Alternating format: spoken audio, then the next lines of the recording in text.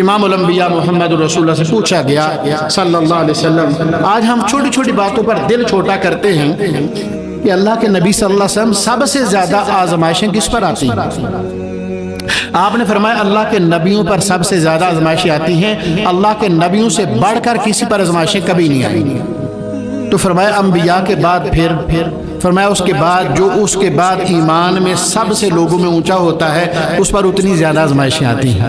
جس قدر ایمان اعلیٰ ہوتا ہے آزمائشیں اس قدر زیادہ آتی ہیں، اور جس کا ایمان جتنا کمزور ہوتا ہے اس پر اتنی ہی کم آزمائشیں آتی ہیں۔ اور آپ اگر غور کیجئے امام الانبیاء محمد الرسول اللہ صلی اللہ علیہ وسلم کے بارے میں اما عائشہ بھی کہتی ہیں اور ابو ہریرہ رضی اللہ دونوں سے حدیث موجود ہے مختلف کتابوں میں،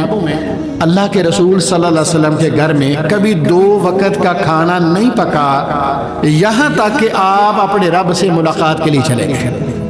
یعنی دنیا سے رحلت فرما گئے، آپ کے گھر میں کبھی 2 ٹائم کا کھانا نہیں پکا، مگر ساری رات عبادت کرتے ہیں اور وصال کے روزے رکھتے ہیں، اور کہتے کیا ہیں افلا اکون عبدا شکورا، میں اپنے رب کا شکر گزار بندہ بننا چاہتا ہوں۔ میرے محترم بھائیوں، ان ساری چیزوں کو ذہن میں رکھتے ہوئے پھر آپ اپنی زندگی کے خط کھینچیے۔